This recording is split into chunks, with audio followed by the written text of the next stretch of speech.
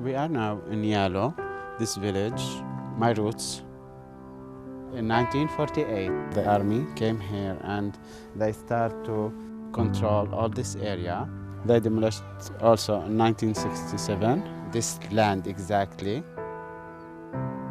I born in Syria and I came here to see my village, where my father and grandfather lives. And I tried to look about what's happened really here.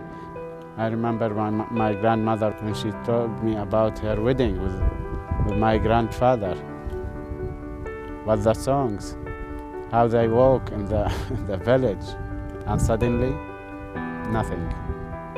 You can find nothing here.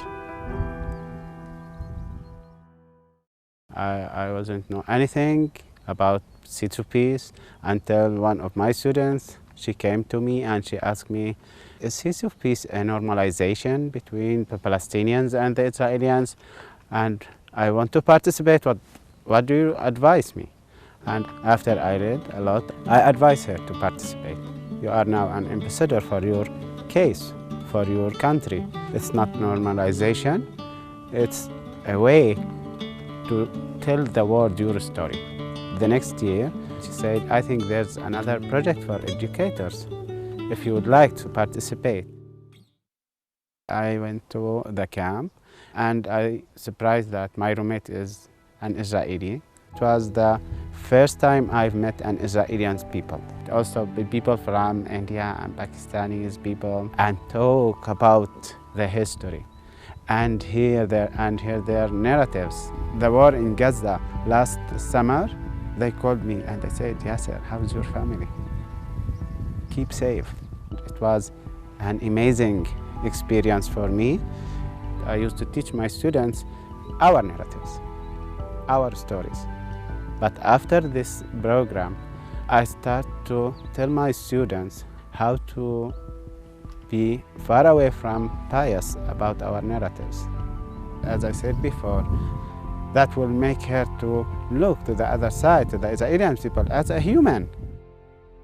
I start to make a human rights program for my 11th grade about civil rights and about how we can use our rights in our struggle against Israel. It's not just by fighting or by throwing the stones or, no. We have something else.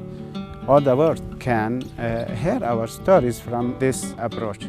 Since 2012, I'm using to teach in this way.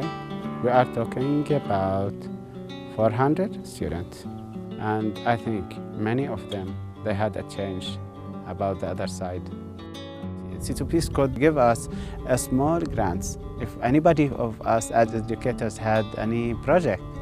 And I thought, okay, I had a project, I had an idea.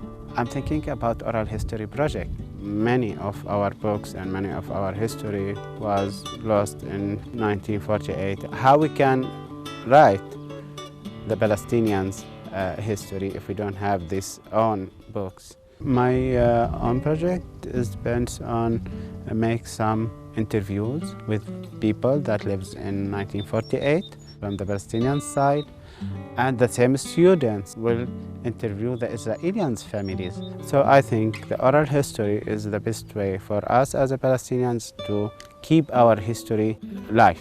They accept my proposal to give us some small grants from C2Ps and also from USAID. And that was very powerful for us, for me. Thank you for C2Ps. It changed my life. Really, it changed my life.